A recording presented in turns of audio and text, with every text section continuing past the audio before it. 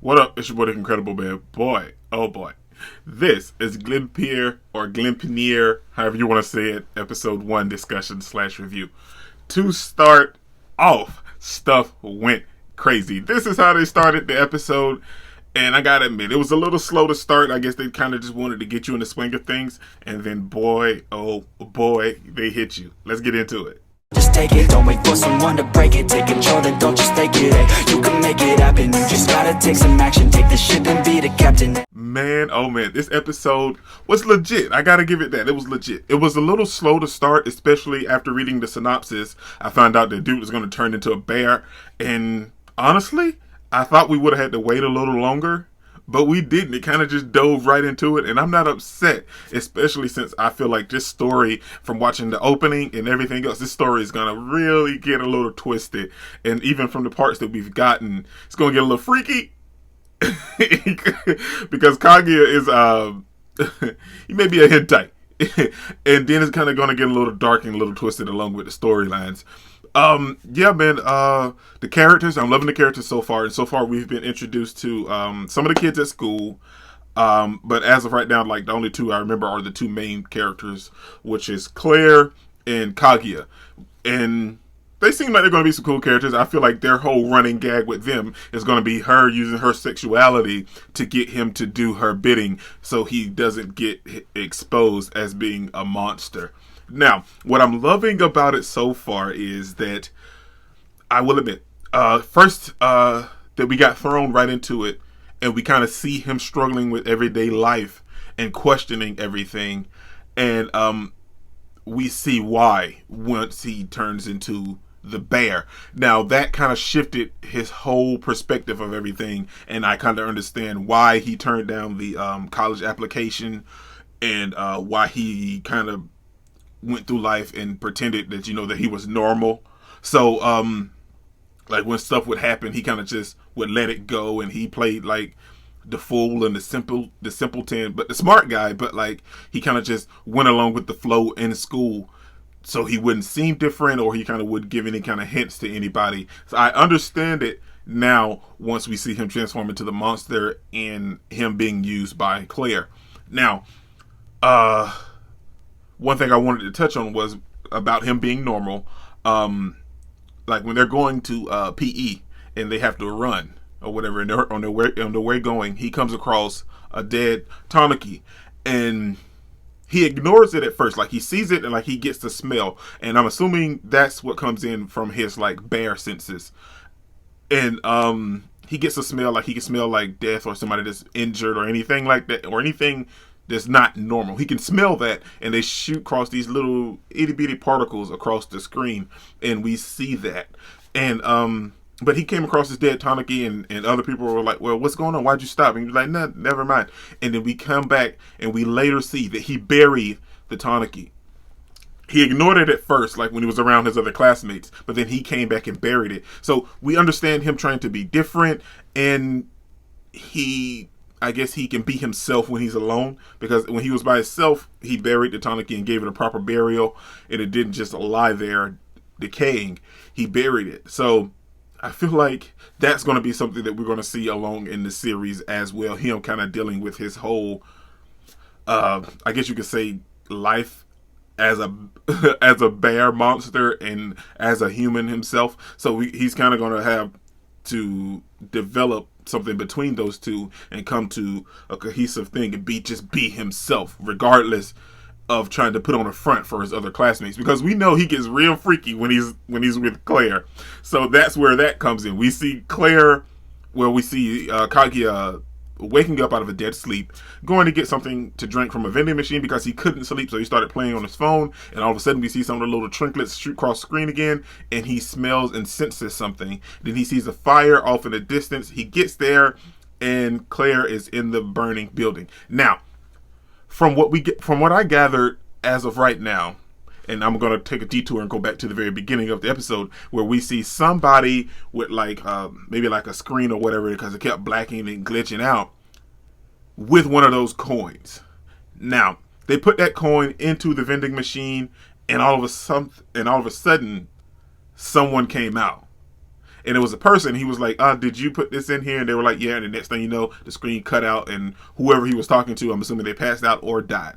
Now, the thing with that is, we know that the coins can be put in a specific vending machine, and you get, somehow a person comes out. Now, Claire has a coin, and that, I'm assuming she doesn't know what it is. We don't know what it is. We've seen it, but we don't know what it is. And Kaguya doesn't know what it is, but Claire has a coin.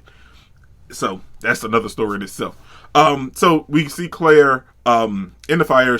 Now let her tell it, as we got later in the episode. She was going to commit suicide. Let her tell it. I don't know. I feel like she was using herself as bait to draw out a monster that she has been looking for and searching for, because she said no one believed her for the longest. So I'm assuming she used that fire and herself as bait. And Kaguya took the bait. So he took the bait, and he transformed and saved her. And I love that, because we knew something was different, and reading the synopsis, we knew that he was going to turn into a bear, but we never knew when. So the opportunity arose, and he transformed, and we can tell that he can't really control it. He's a little clumsy when he's in that form, and he said his vision is a little cut off a little bit when he's in that form. But he looks cool. I gotta admit, he looks cool. And the thing is, he can transform, maybe like when he gets excited or something like that, or he's scared or something, because at that moment he transformed to save her. But once he was getting all heated after he saved her, he was looking at her boobs, and he was pulling down her underwear, because you just saved someone from a burning building. I mean, yeah, I guess that's what you do. I don't know. So he was doing that, and to kind of calm himself down, he stopped, and maybe once he got excited, he transformed back to his normal self. So I don't know, maybe there's a trigger along with maybe just him being angry and just actually wanting to change. Maybe there's some triggers that can revert him back to his normal self. Because we saw when Claire pushed him off the building, he changed to save his life, sure, but he didn't need any kind of trigger then, though. So I'm wondering, I want to know how it works when he's transforming. But so Claire used all that to her advantage, because when he left his phone somehow, and we saw her look out the corner of her eye, like she was like, I got you. Now I'm assuming she's thinking he's a part of this whole big conspiracy that's going on, but Kaguya doesn't know what's going on himself. He doesn't know what's happening to him. He doesn't know how it happened, but she assumes that, and she takes his phone, started to blackmail him, taking a picture of him halfway transformed and everything. So she needs him on her side. So they're leaving, and we find out that she's a first year, that she's blackmailing him. I maybe because he's a little horny. I don't know. He's letting her do it, because let's be real. Maybe because I guess he doesn't want to get tested and cut open and ripped up and stuff. So maybe he's going along with it because. And then she teases him too. Let's be real. She teased him so much, because they get back to her apartment and she starts stripping right in front of him. Then we see him put his hands down in front of his bed. It's like, it's a natural reaction. Let's be real. So we see all of this stuff going on, and then next thing you know, someone busts in and they punch Kaguya, and they take and attack Claire and hold a knife to her. And Claire's trying to be all cool about it and everything, because they want the coin. And then she said, so you guys are gatherers. So now I'm assuming gatherers are the people that's after the coins, but we know for a fact that someone put a coin in a specific type of vending machine and a person came out.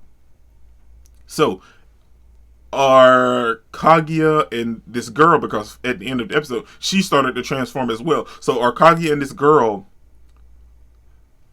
what you get from this specific type of vending machine? If you ask me, it kind of feels like one of those machines where you stick a quarter in and you twist it and turn it and you pull the cap off and you got like a little plush toy or something, or what else. That's what I feel like I'm getting from the whole series. So in this specific type of vending machine, are Kaguya and this girl what comes out in that specific vending machine? I don't know. I feel like they are, maybe.